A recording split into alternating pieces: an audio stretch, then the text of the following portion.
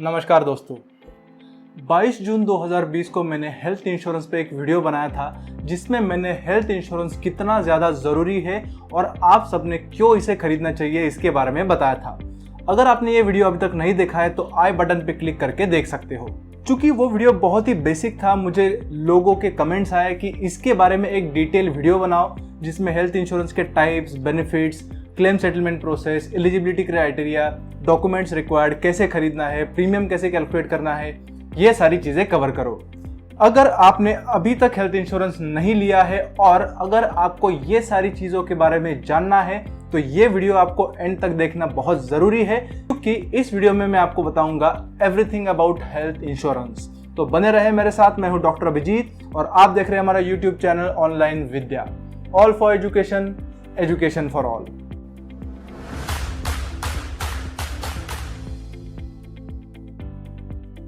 Video शुरू करने के पहले मैं धन्यवाद देना चाहूंगा संदीप, नीलेश, अंशुमन और कापुरे जी का, जिन्होंने मुझे ये वीडियो बनाने की सलाह दी।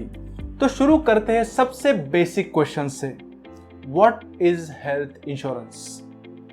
आसान शब्दों में हेल्थ इंश्योरेंस एक एग्रीमेंट होता है जहां पे पॉलिसी होल्डर का बीमारी या एक्सीडेंट की वजह से अगर हॉस्पिटलाइजेशन होता है तो उस केस में जो भी मेडिकल एक्सपेंडिचर होते हैं उसको कंपनसेट करने का गारंटी इंश्योरेंस कंपनी लेती है और उसके बदले पॉलिसी होल्डर को समय समय पे इंश्योरेंस प्रीमियम देना पड़ता है।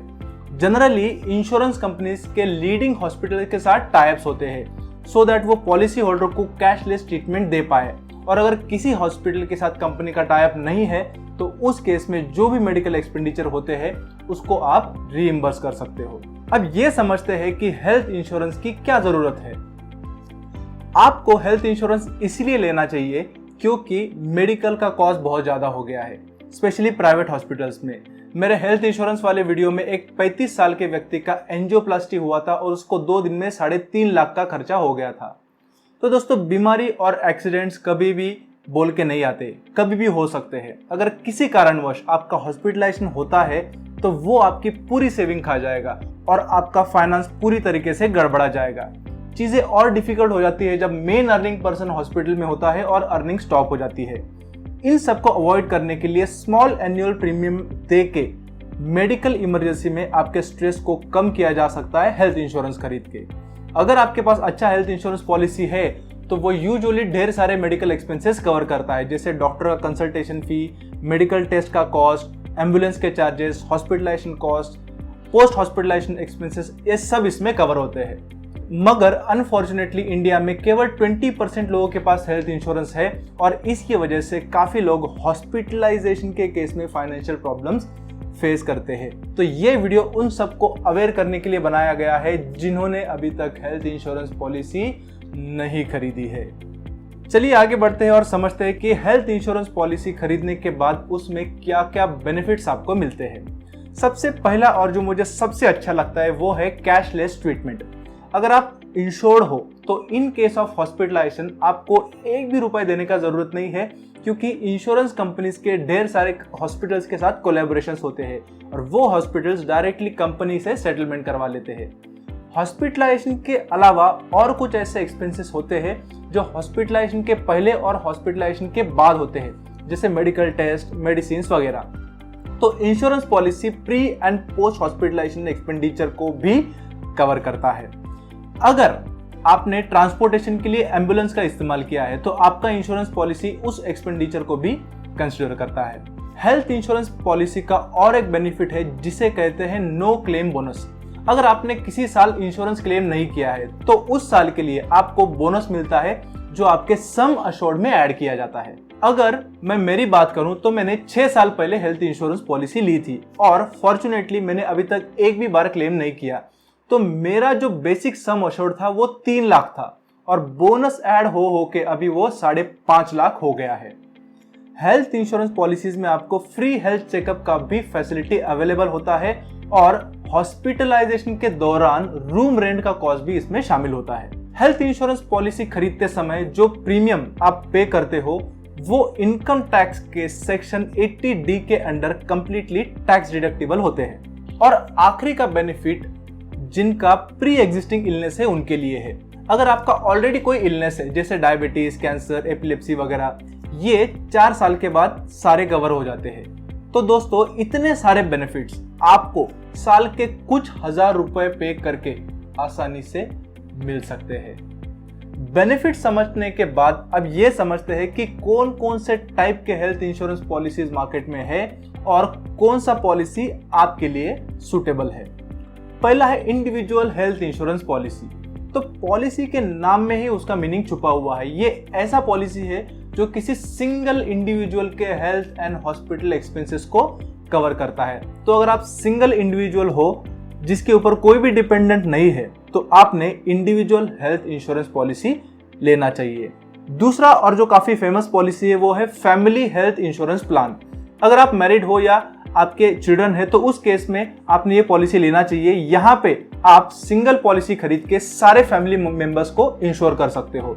इसका कॉस्ट इंडिविजुअल हेल्थ पॉलिसी से थोड़ा ज्यादा होता है मगर सेपरेट इंडिविजुअल पॉलिसी के कंपैरिजन में कम होता है।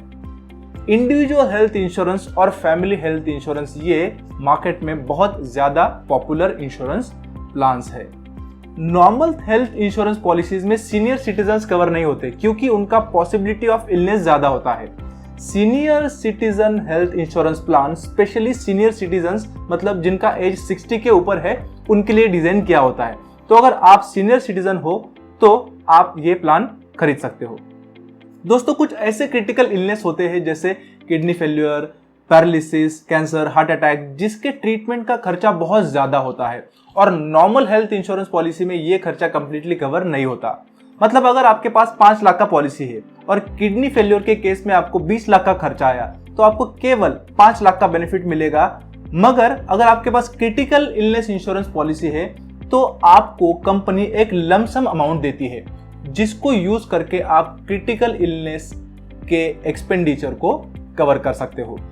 नॉर्मल हेल्थ इंश्योरेंस पॉलिसी में मैटरनिटी भी कवर नहीं होती है और आपको ये तो पता होगा कि आज के डेट में अगर सिजेरियन डिलीवरी होती है तो उसका खर्चा लगभग 70 से 80 हजार होता है। तो उस केस में maternity health insurance plan maternity से रिलेटेड सारे एक्सपेंडिचर कवर करती है। इसमें नॉर्मल और सिजेरियन दोनों इंक्लूड होता है। So if you are expecting a baby in coming future you must buy a maternity health insurance plan. और ये प्लान न्यू बॉर्न बेबी के मेडिकल एक्सपेंडिचर को भी कवर करता है सर्टेन पीरियड तक। अनफॉर्चुनेटली अगर आपका एक्सीडेंट हो जाता है तो उस केस में पर्सनल एक्सीडेंट प्लान आपके हॉस्पिटलाइजेशन का कवर करता है। अगर एक्सीडेंट के दौरान किसी का डेथ हो जाता है तो पर्सनल एक्सीडेंट प्लान एक डेथ बेनिफिट भी देता है जो नॉर्मल हेल्थ इंश्योरेंस प्लान में नहीं मिलता। वहां पे केवल एक्सीडेंट से रिलेटेड हॉस्पिटलाइजेशन एक्सपेंसेस कवर होते हैं। Normally personal accident plan normal health insurance के ऊपर एज अ राइडर लिया जाता है, मतलब एज एन एडिशनल फीचर लिया जाता है थोड़ा ज्यादा प्रीमियम पे करके।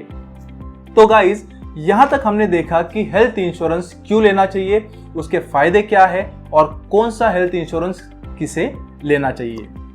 दोस्तों हेल्थ इंश्योरेंस एक बहुत ही वास्ट टॉपिक है जो एक वीडियो में कवर नहीं हो सकता है, इसीलिए इसका पार्ट 2 मैंने बनाया है जिसमें हम समझेंगे कि हेल्थ इंश्योरेंस पॉलिसी खरीदने के लिए कौन कौन से डॉक्यूमेंट जरूरी है, हेल्थ इंश्योरेंस कहाँ से खरीदना है, इंश्योरेंस प्रीमियम कैसे कैलकुलेट करना है, क्लेम सेटलमेंट का क्या प्रोसेस है, कौन कौन से खर्चे एक्सक्लूडेड होते हैं, इंक्लूडेड होते हैं, ये सारा कवर करेंगे। तो ये पार्ट 2 आप यहाँ पे क्लिक करके देख सकते हो।